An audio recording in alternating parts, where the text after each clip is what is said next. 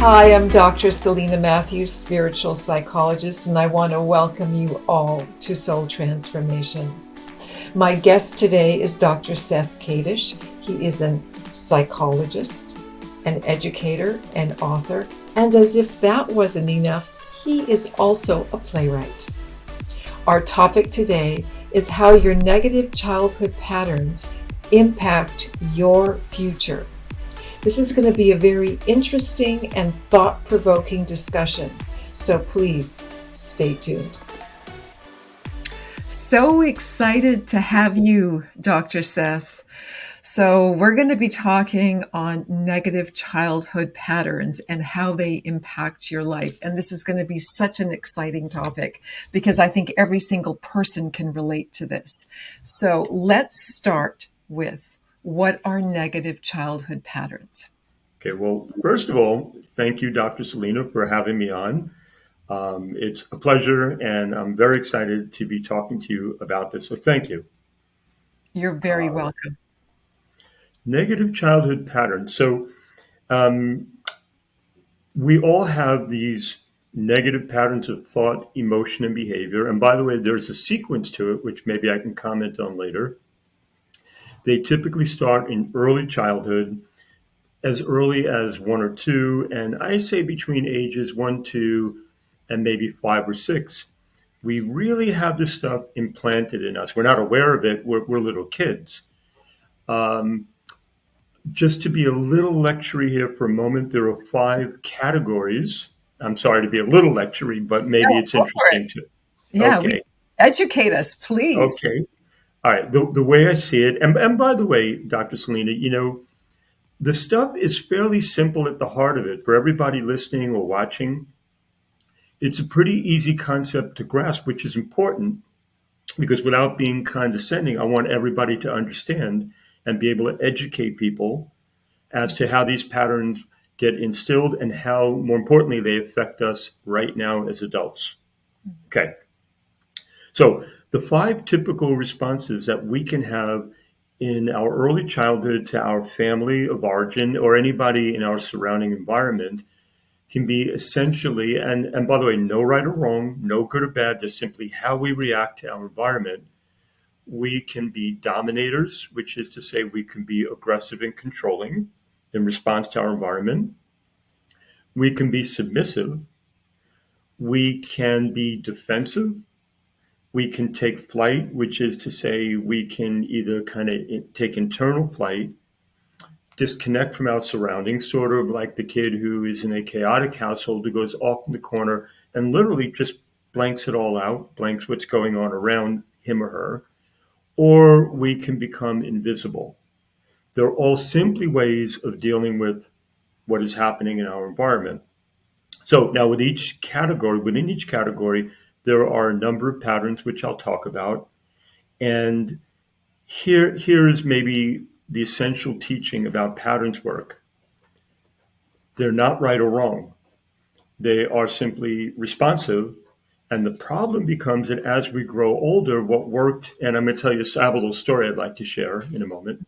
What worked for us at age 4 does not work well at 14, not at all at 34. And by the time we're 94, if we make it that far, it's toxic. Yeah, An no, I, example, yeah, I absolutely agree with you.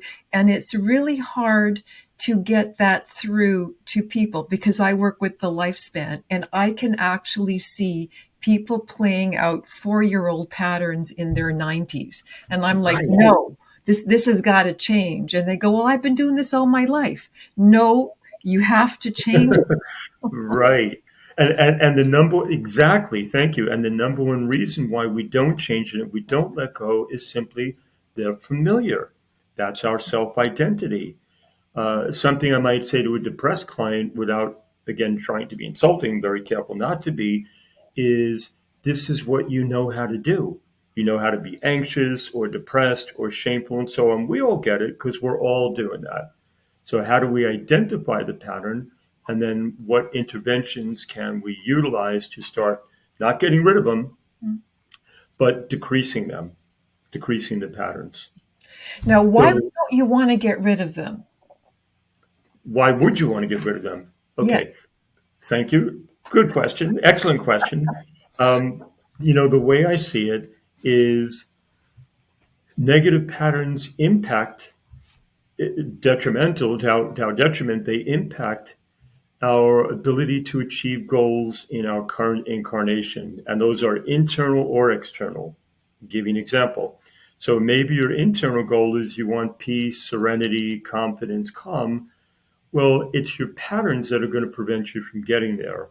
Or what I find typically, Dr. Selina, with many clients, and I've certainly been there myself, is we're very focused on external goals. And that could look like relationship and finance and career and money and all that. And when I look at the person's inability to attain that goal, I will always track it back to one or more negative patterns that they are simply not aware of, if that makes sense. Yeah, no, total sense. Absolutely. But sometimes it's hard to get people to understand that. Hmm. Do you Right. agree with me there? Wholeheartedly. Wholeheartedly. Let me, if I can, let me tell you a story. Yeah. I use this as I do a lot of patterns groups and workshops and trainings, and I use this as an introductory story. So I call it my world famous little Jimmy story. It's not quite that world famous yet, but maybe. Maybe it Um, will be. maybe it will be. Let's hope.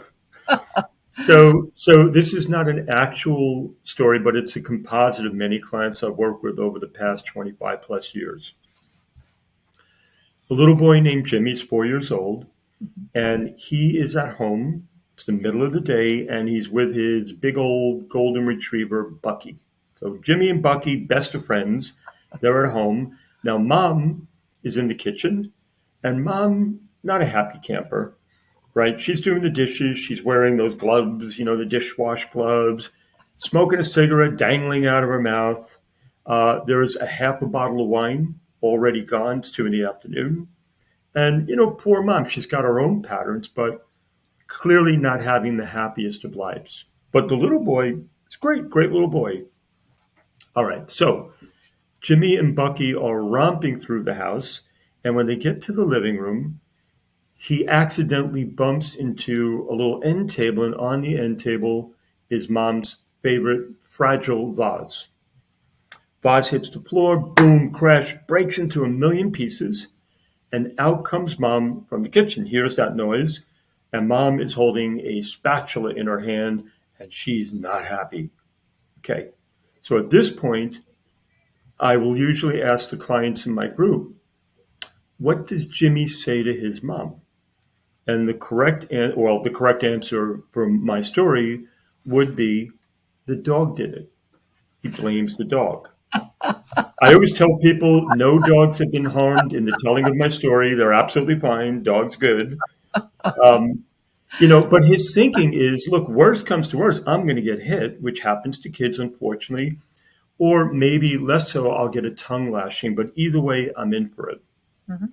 So he blames the dog. Here is the problem. In that moment, that little boy has learned that manipulation and deceit and blame, all those negative patterns of thought, emotion, and behavior are good, and they are. That's how we all grow up. Those patterns are good. But the problem is when he's, 42 years old and he's blaming and lying and manipulating, he's not having a good life. So Right. that's the thing. I always feel we want to go back in time, try our best to figure out why did I start avoiding, withdrawing, trying to be unheard and invisible? Where did it serve me? What were the benefits? And did the benefits, are they now outweighed by the consequences? And if so, there's my motivation to change. And that's my little Jimmy story. Well, it's a great little Jimmy story. I think a lot of people can relate to it, and I think that's a perfect example where a child can learn how to manipulate, how to control the situation, how to push blame elsewhere, and and that continues throughout their life. And I do a lot of work on people who cheat, and Oh, there it is. That little scenario that you gave, it's very easy for people to lie. It's the right. dog did it. Oh, it wasn't me in the car with the girl. No, it was It was somebody the else. dog. Right. Right. It's the same pattern, but that can just set up a whole um, trajectory of life in the dark side of life, the shadow side of the human experience. But Hmm. so I love that. That should be a classic in Hmm. taught in every psychology school. Believe me. So Um, that's a beautiful story. Thank you for sharing that. oh, sure, sure. So, what you're saying is patterns are learned from the experiences that people have. They're learned also through osmosis. Is there other ways besides those two ways that they're learned? It's a really good question. It comes up a lot. Are patterns essentially modeled, or is there some innate quality to these patterns? My best guess, based on observation of clients, is typically they're learned. I suppose we could be born with a tendency or propensity to a certain kind of mindset or behavior, but usually I think it's reactive. And then that brings up another interesting question or point, which is, are patterns always modeled by the parent or parents? Or what I found a lot of times is they can be an opposite response to a parent's pattern. So just to kind of break that down. My dad might be aggressive, and I might say as a little boy, yeah, I'm going to be like Pop, I'm going to be aggressive too. Or what I've seen with clients, and I would say my own life as well, and I'd be curious about your own experience with that too, where we note a parent's behavior, even at that age of 3, 4, 5, because kids are smart. I mean, kids get it. And on some level, we say, I'm not going to be like that. Yeah. And the person grows up to be a very warm and friendly and loving adult with their own patterns, but they're not aggressive. So it really can go either way, you Yeah. know? No, absolutely. Yes, I think. I mean, how did you grow up? What were the patterns that happened to you? Well, let's see. One, I would say, and by the way, I am very forthcoming with clients because I really like to make the point that these are universal. Every therapist, psychiatrist, teacher, spiritual person has either has them or has worked through them.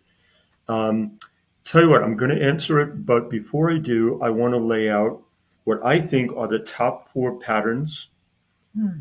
in terms of being problematic and most frequent. Mhm. And I'll give you a little hint. I have 2 of the 4. So there we go. I'm sure I have two or You more of know, them. well, and the thing is, we all have so many of them. We Yeah. have so many. But the 4 in order, Dr. Selena, are number one. I'll start with number one: shame, which is simply, as you know, I'm not good enough. I'm bad. I'm weird. I'm defective. I'm an alien. And the reason I put that at number one is because not only there's a pandemic of shame in our culture, right? But it's the most lethal because, as you do too, I work with a number of clients who are self harming, suicidal, drug addicted, alcohol, or what I see with great frequency is people who practice, or rather don't practice, good self care. And that to me often stems from shame. I'm not worth it. Why should I take care of myself? And it can be lethal. Number two are, to me, kind of the linked codependency patterns of people pleasing and caretaking. They both sort of stem from that same thing of I hurt me to help you, which, by the way, took me 35 years of that is one of my patterns to come up with that little saying to describe what those patterns look like. I'm hurting me to help you financially, emotionally, however. Number three would be suppression of emotion. And number four is avoidance of all sorts. And that's just my own take on what I see as the top 4 problematic patterns. I grew up with a lot of shame, and I grew up with a good amount of codependency, placating a parent, placating adult figures. And I think maybe later we can get into interventions. I'd actually like to share a couple of very simple interventions with the people watching. But Great. I think for Love me, that. oh, Yeah. good. Okay. Yeah, I'd Love like to that. share a Let's couple. do it. Yeah. Okay, I've got a good intervention for all those. And I would like to throw the question back at you, if that's okay. And what Sure. patterns would you identify in your childhood? Well, I was the opposite of, I grew up in a very dysfunctional family, um, where my mother was, you know, tended to be very sociopathic, but I did not know what that was at the time. But she wanted me to lie. And what I did is I refused to lie, and I refused to tell my father certain things. So I would be physically abused because I wouldn't lie. So I made a choice at a very young age that I was not going to lie. And Hmm. I hate lies. It's not, and it comes from that place of my early childhood, you know, and I paid dearly with consequences because I refused to lie. But like we all as therapists, and I agree with you, I think it's great to be honest about our experiences because we're leaders and in terms of the human experience, and every therapist has gone through all kinds of stuff because we couldn't do what we're doing and be successful without having, stories where, we had to work through. Right.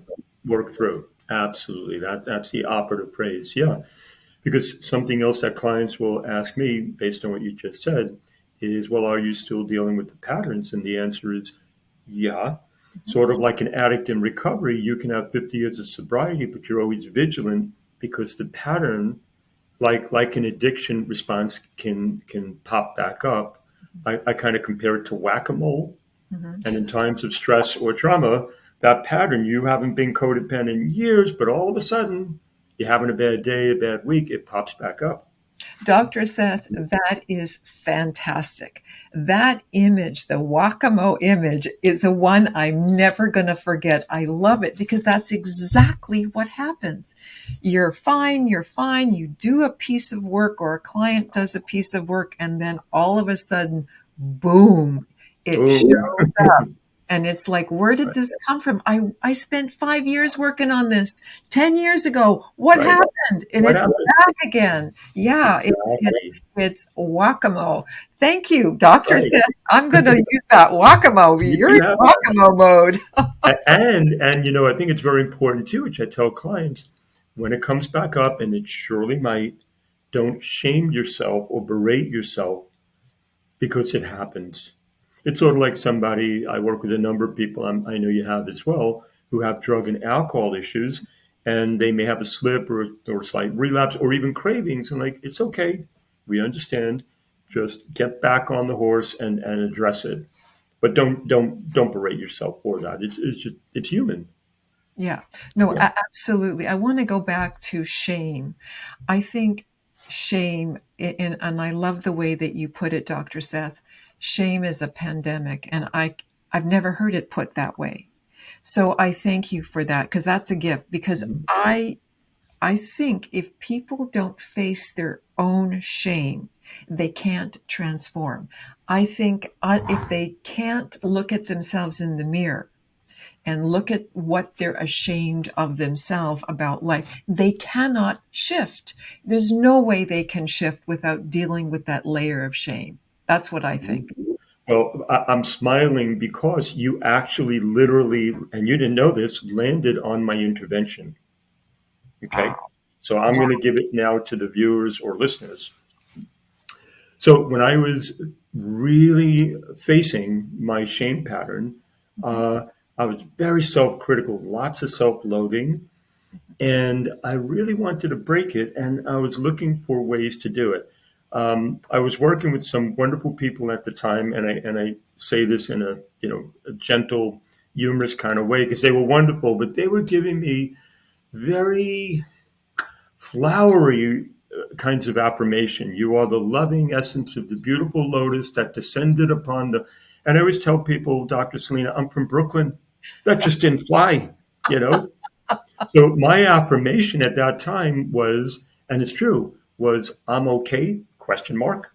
That was the best I could do because I had to get I couldn't go from shame to self love, which is what everybody wanted me to do. I was able to fight my way from shame to self tolerance, step along the way. And here is the exercise that I devised for myself and I've taught it to many people. Guys out there listening or watching, it is on the face of it so simple and could be difficult to do. So, what I would do is for 1 minute a day, 60 seconds, I would look in the mirror. You touched right on that. I would look only in my eyes, not at my hair, my chin. I don't want to find fault. I only want to make eye contact. As we know, right, that's the essence of who we are. That's our soul, so to speak. And I found it was really difficult at first. I would want to shy away. I couldn't really handle it. And it took me a while to be able to just to literally look in my eyes. The very first time I did it in a group setting, to my amazement, out of about 7 clients in the room, I had a big mirror and I had people do the exercise. First time ever, I thought I would teach what I learned from myself. And one woman ran out of the room, I mean, upset, and another person started retching. Really? It was so difficult for them to literally look at themselves, and I understood it right away. So, what I suggest that people do, again, 1 minute a day, try to do it a certain time of day, let's say 10 o'clock at night when you're getting ready to go to bed, whatever that may be, and do it minimally 30 days. And then Wow. 30 days minimally, and then pay attention and see, is my shame, which I rated a 10, is it now maybe a 9.3? Is it starting to decrease? And just Wow. a quick word about that. I always tell people, don't try to get rid of your negative pattern because it's not going away overnight. It took a long time to get it into place. And if it doesn't go away, you may either feel hopeless or down on yourself or depressed. But if you could make incremental shifts, you'll probably feel quite positive about yourself and the work you're doing. Yeah. So that would be my strong suggestion. 1 minute a day, mirror work. Okay, got it. I love it. I've never heard that. I've never read Mhm. about it. You need to write on this. This is really important. Maybe Oh, you great. have. I haven't read all your books. I just read Okay. this one, Popping Mhm. Your Patterns, and it's really awesome. And we're going to continue because a lot of what we're talking on are on this book. So, wow, I love that. I'm going to actually do a 30-day test on that one. Oh, great. Because I love to learn. I love to learn different things and different techniques. Don't you, as a psychologist? You know what? I don't want to jump the gun too much, but before we end, I'm going to maybe share a few pieces of wisdom, and one of them is right on point with what you just said. Yeah, yeah.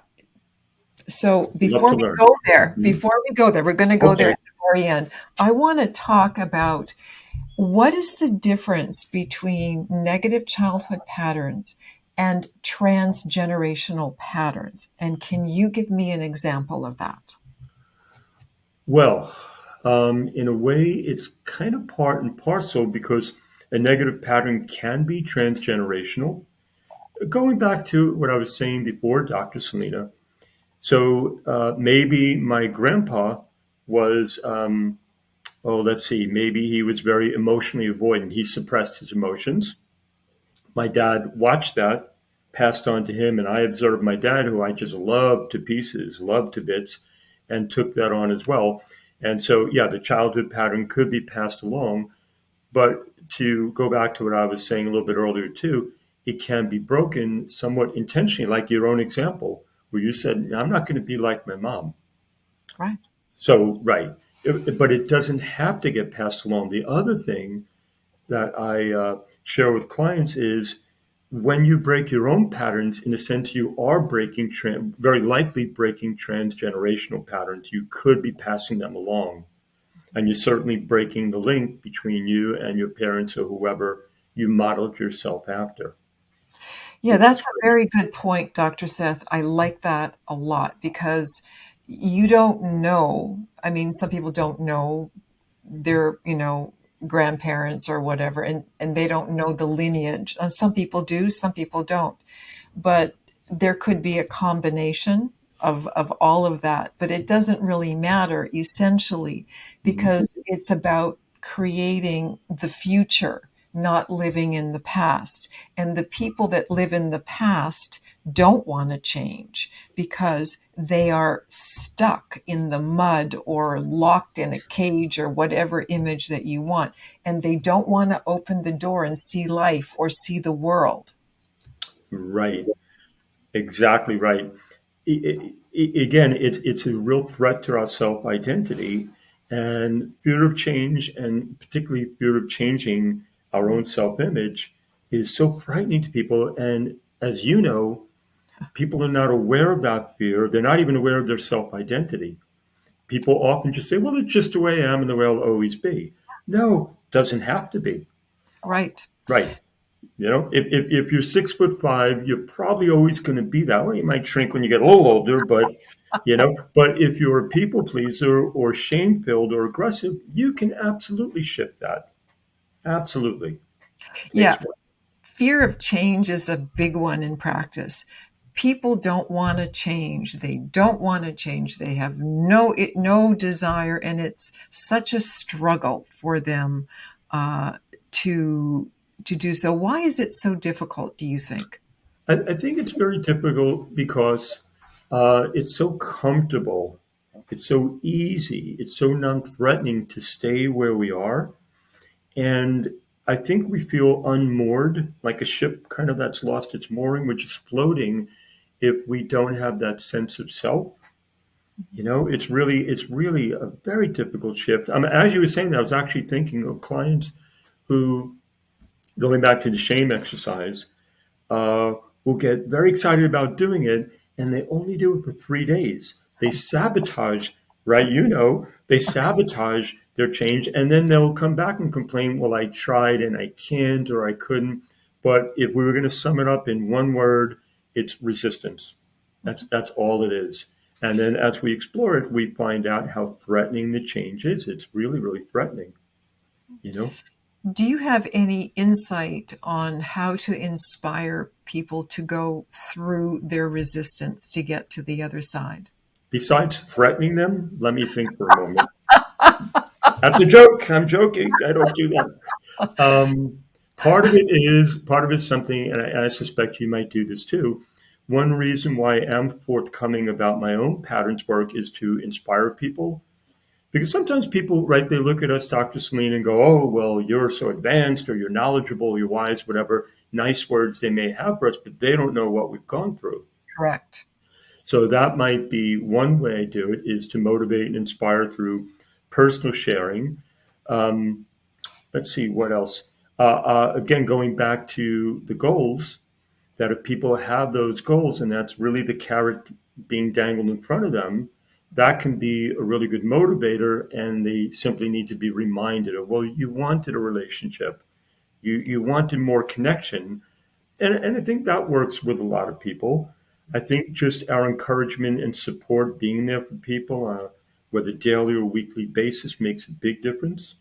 I also encourage people, if you have a therapist, great, but do you have a best friend, a romantic partner? Sometimes they have a coach or a sponsor.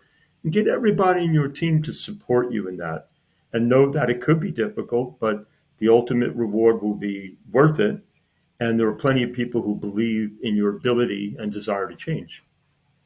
Yeah, that's great. So what you're saying is community really helps to facilitate that and telling people and admitting, look, I'm going to try to work on this quality. So let's get everybody around me to help me to push me along slowly.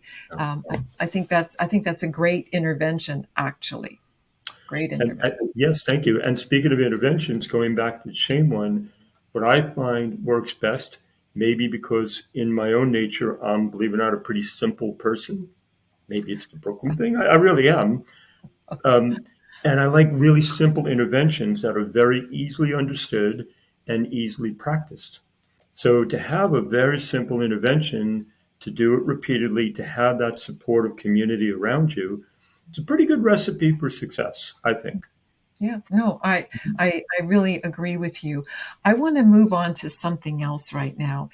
In reading your book, I was really inspired. I know you've done a lot of things with addiction, but one thing that I found really fascinating was Mhm. your work in the prisons. And you worked with the most hardened criminals that exist. So I'm sure they had a lot of negative childhood patterns, and Mhm. that had big impact. And as I was reading your book, you were giving me different ideas about the criminal mind or the criminal experience. Can you talk more about what you have learned from that part of your career? I think the problem is I can talk endlessly about it. So, Maybe that's another show. I'm gonna edit my own self. Um, you know what? I would like to, Dr. Selena, if you don't mind, I want to start with a shout out. Okay, I have a very dear friend, and her name is Fritzi Horstman, and she started a couple of years back something called the Compassion Prison Project. Amazing videos online. Look it up. She's literally got a couple of million hits at this point. And Wow. literally, her whole story is fascinating. That would be another conversation. But we've talked a lot about it. And the basic idea of her project is that all these inmates, and we're talking about maximum security prison, which is where I worked for almost 5 years, half time, um, that all of these people have had ACEs, which are adverse childhood experiences. And that could be parental abuse, neglect, addiction, depression, you name it. And so all of the inmates that I met, you could safely say, had experienced that growing up. So we're talking about working with trauma. And these men, absolutely great or maybe not so great examples of shame, really, really mired in the shame pattern, number one. Um, what did I learn? I've learned so much. So, okay, now I gotta tell you another little anecdote. Okay, good. Okay, it has to do with when I was teaching. I was teaching on the graduate school level, and I was doing a group actually called the Criminal Mind. I did a couple of groups like that back in the day, and so it was a weekend course, Friday 6 p.m. to Sunday 3 o'clock, and when I had all the students in the room, let's say there were approximately 20, 25 students, I said to them, I'm going to give you what I think is the key or the essence of the criminal mind in one word. So now, after I give you that one word, you're welcome to leave for the weekend. I'll give you an A. Don't tell Dr. Selene anybody I said that, but I would give him an A, because clearly they were going to stay the whole time because people are fascinated by the criminal mind. And I let them guess what that one word might be. And some said anger, I think, and some said fear. They made a whole bunch of pretty good guesses. And I said, here's what I see as the key or the essence of the criminal mind. And the essence is immaturity. That was a huge learning for me. And what I mean by that is most criminals I ever work with, they had very childlike or childish thinking. I want that. I'm going to have it now. Instant gratification. There was no real consequential thinking, no thinking of others. They really, really approached life like little kids. And that was very helpful in guiding my work. Again, not to treat them as little kids, these were grown men, but to keep in mind that cognitively they were not highly developed. Do you There's think that was about their IQ, or do you think that was more about what they learned in their childhood, or they didn't have? I mean, clearly they didn't have proper parenting, or they were left on their own, or they were abused. Or can you narrow that down for me? I actually can. I would say the majority of men, I'm going to make up a figure and say 80%, 90%, not IQ related at all, but more about how they grew up, uh, whether it was poor parenting, neglect. And sometimes, here's not to go too far afield, and I don't want to get really into diagnostics, but I saw a number of men who were diagnosed with ADHD or learning disorders, because that will produce somebody who feels shamed and left out of the normal course of events, and so develops a poor self identity, and then gets into maybe the gang or kind of that neighborhood mindset. And so that person will typically be very immature in their thinking. But a lot of them, yeah, I think it was their immediate surroundings that taught them that we just want something, we want it right now. I work with a lot of gang members, and they really, I hate to say it, they really had that mindset. And many of these guys were so bright, and I met a number of guys that I was very connected with. And to be clear, I'm not saying that they should be let out of prison. I'm not saying they should be absolved of the responsibility of what they did, but a number of them were heartfelt and I felt were very redeemable. And if we could just kind of shift that immature thinking, I'll give you an example of immature thinking. Yeah, please. Okay. I heard this from a number of guys. Most of the men were in for very long stretches or life without possibility of parole, but some of them were going to be getting out in the relatively near future. And we'd have these pretty honest conversations, and I'd say, well, what are you going to do? I don't know, which translated as I'm going right back into the criminal world. Sometimes they would BS me and they would say, well, I'll get a job at McDonald's and blah, blah, blah, blah, blah. And then at some point they go, well, yeah, I don't really think so. But if you really had a mature mind, you would say, I'm going to do whatever I have to do to support my family, to stay out of prison, and not head right back into that world without justifying by saying I have no choice, because you always have choice. Now, in fairness to the guys, I have to say that to be a parolee out there is a tough deal, and there isn't a lot that I think is being done for them. I think, in that sense, that's very accurate. That is very difficult to get out of prison and make your way in the world. I will grant them that. But again, to me, somebody with a real adult mindset would figure out, well, how can I do that and how can I suffer? Because children don't want to suffer.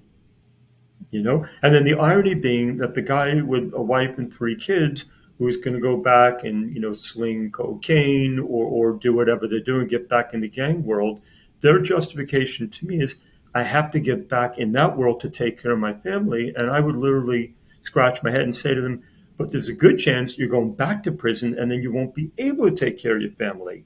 Right. Which is met by no response at all. So, Wow.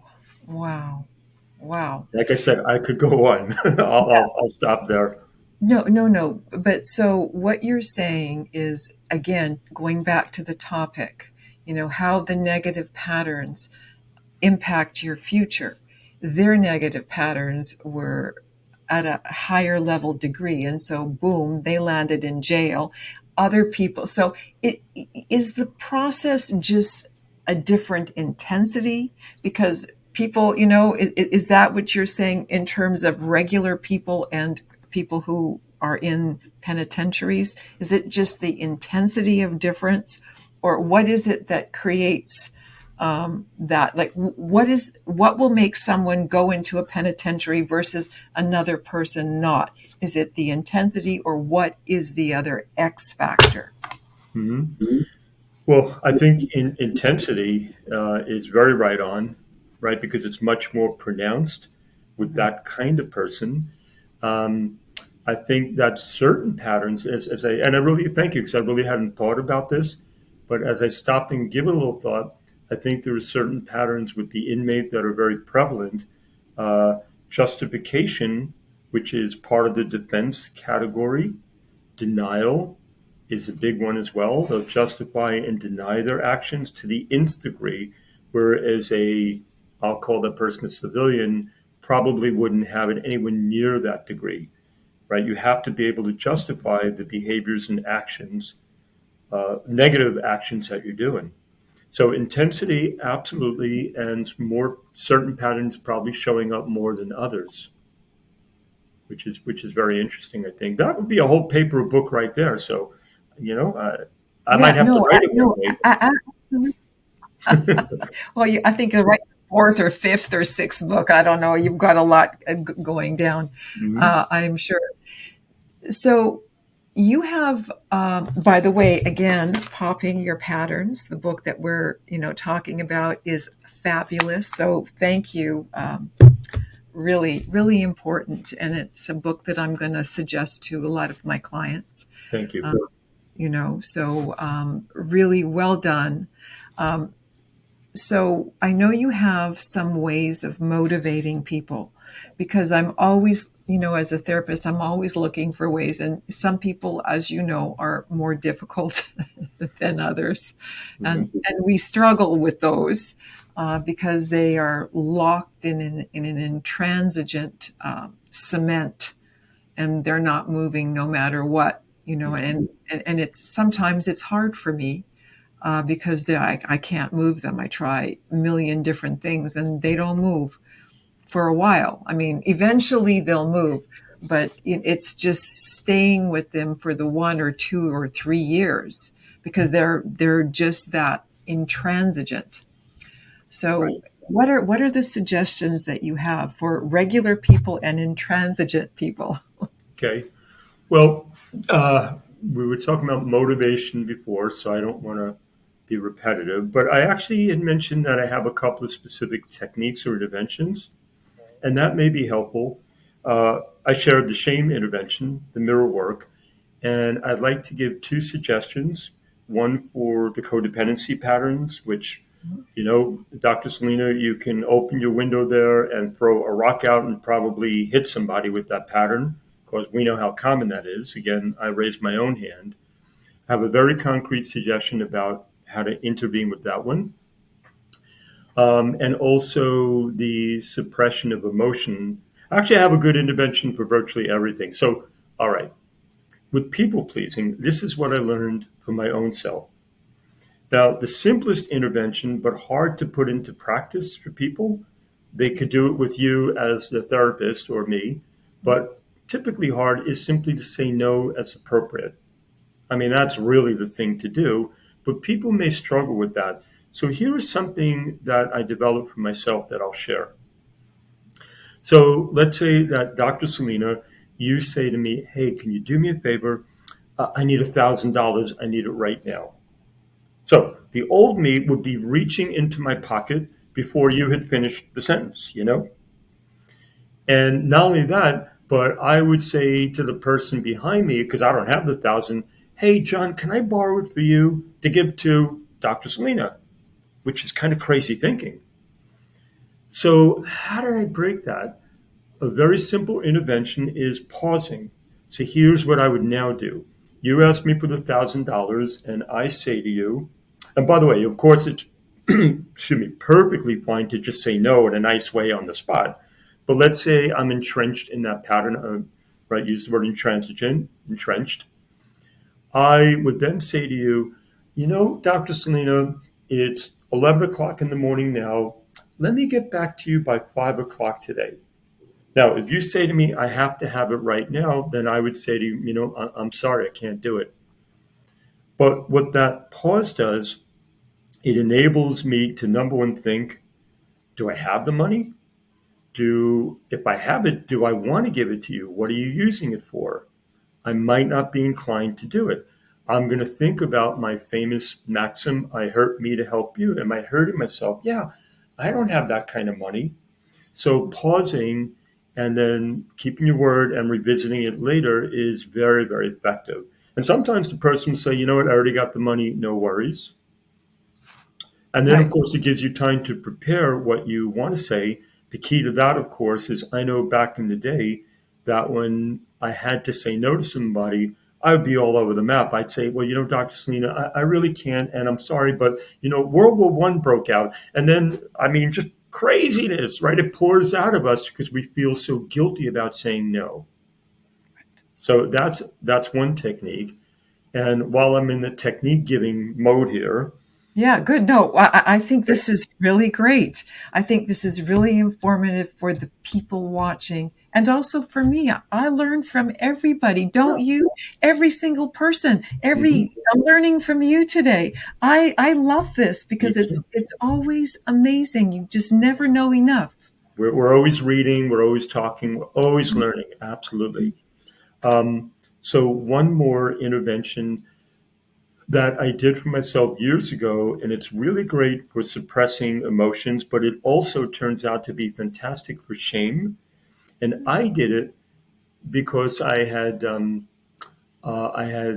bad, I'll call it maybe denial, unwillingness to look at myself. Right. Um, so here's what I did. Now this was back in the day, almost before the age of computers and certainly cell phones, because this can be done on a computer or a cell phone. I did it in a notebook. I went out and I got a big 300-page blank notebook, and I called it my honesty journal. And I wrote in that book every day, and I began each sentence, the truth is. And I started writing my deepest, darkest stuff. I also, to my surprise, and I'll give an example, wrote some really light stuff and a lot of neutral stuff. I got into the habit. Oh, self-deception was the pattern that I wanted to name. I got into the habit of telling myself the truth, and it was so good for knocking down various negative patterns. So you'll appreciate this because I know you're expert in Jungian psychology. So Right. it was really a dive into the shadow material, which could be violent or sexual or things that we don't want to look at. Because if my self image is I'm a nice person, I mean, who wants to look at that stuff, right? But it was helpful to tell myself the truth. And an example, by the way, without getting into the dark stuff, we could let that be. Suffice it to say, I dove in there, but an example of something that was on the opposite end of the spectrum that I would deny myself was the truth is, I really want to give my buddy Ricky a hug, but that's really weird. So we could have loving stuff that we suppress as well. And I kept that book for, oh, I don't know, year and a half, and intense work. And I locked it away in a closet, and I've never showed it to a therapist, a colleague, anybody. My joke would be that if it ever came to light, I'm not going to be able to run for president. That's off the table completely. Though maybe in this day and age, maybe you could run, but I don't know. But it was so cathartic, and I tell people do it on a locked computer file, do it in a notebook, and no need to show it to anyone. Tell yourself the truth. And a lot of people that I've counseled, I've suggested that they do it. They have done it, and they've been very successful with it. Tell yourself the truth. I like that. That's a book title. Tell yourself the There we truth. go. There you Tell go. yourself the truth. Yeah, I Mhm. love that. That's a great intervention. I love it. Just great. Now, Yeah. as we're moving through this, there's two things. You were going to tell us a couple of stories, and we, are coming to the end. And I want to also know the three takeaways that you have learned Hmm. life that you want to share with everybody. So I'll let you go through that. Okay. My takeaways. Your takeaways, and also if there's any more stories you had earlier spoken about a couple of things that you wanted to bring up. If they're gone, let's move on to the Right. takeaways. Well, You know, you know where I paused was at some point I will write a book with all of the stories because I just have them, so many of them. I think I'd like to do the takeaways, and one of them actually I have a little story. It's kind of a joke, but it's okay, something okay, I'd like good. to end with. I thought about it. Okay, the number one takeaway is going back to shame is accepting yourself, and a mantra that again I did for myself and I encourage people to do is I'm flawed and that's okay.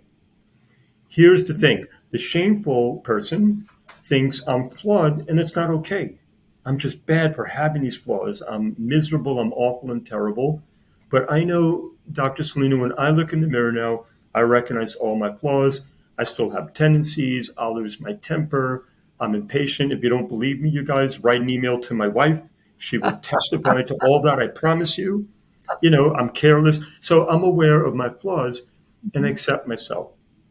Whereas in the days past, I would not. So I'm flawed, and that's okay. The second one kind of goes back to the self-deception, and it's something that my dad, who is long past and was very close with my dad, I love my dad a lot, and he tried to correct me when I was a kid, as did my mom. I appreciate that now, of course. And my dad said to me when I was young, and then when I was an adolescent, and even as an older person, he said to me, son, you can bullshit the world, but don't bullshit yourself. By the way, that was one of the things that led me to the Honesty Journal. And I thought that that is so accurate. And I hadn't realized how much I had been self deceiving.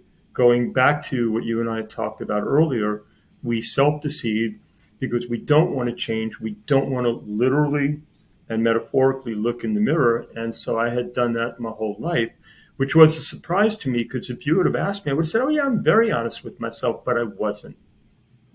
Don't lie to yourself, even if you lie to the whole world. If you have different personae, going back to a little Jungian terminology there, play different roles in your life, okay, long as you're aware of it, which again, I did steal from Carl Jung. Mhm. Okay. And the third one is my last one. And I said earlier when you're talking about learning, that was going to be my last takeaway, which I was going to kind of cap off with a little story. Be open to learning. And the antithesis of that would be the negative pattern of self righteousness or arrogance. The self righteous person, arrogant, can't tell me anything, versus the open person says, tell me, I really want to hear. So, a little story about a newlywed couple. And the husband is that arrogant, self righteous guy. And they're on a plane and they're heading to Hawaii for their honeymoon. So as they're on the plane, the husband says to the wife, you know, it's not Hawaii, of course, smugly. She says, everybody, no, of course, it's Hawaii. He says, no, no, no, no, no, no, no. It's actually pronounced Hawaii. And the wife says, no, no, come on. Everybody knows Hawaii. And they're going back and forth, and he's very, sure of what he's saying. All right, well, they get off the plane and they go down the little steps of the airplane to the tarmac. And there is a little old Hawaiian man who has all these leis in sand, and he's putting them on around the necks of the people getting off the plane. So as they get off the plane, the little Hawaiian man goes over to the wife and he presents her with the lei. And he goes over to the husband, puts the lei around his neck. And the husband says to the little old man, sir, how do you pronounce the name of your state? And the little old man says, Hawaii. And the smug, arrogant guy turns to his wife and says, see, I told you. And he says to the little old man, thank you. The little old man says, you're welcome. There you go. There you Oh go. my God, that is Very fabulous. What a beautiful, sweet story. great little story. Yeah, absolutely. Well, Yeah. I want to thank you, Dr. Seth Kadish. You are amazing, and it's been such a pleasure to sit and talk about therapy with you today. I have learned a lot, and I'm very grateful that you agreed to be on Soul Transformation. Thank you so very And thank you much. back, Dr. Selina. A pleasure, a lot of fun. Always great to talk to you. And I appreciate you giving me the chance to talk about patterns work. Very appreciated. Thank you.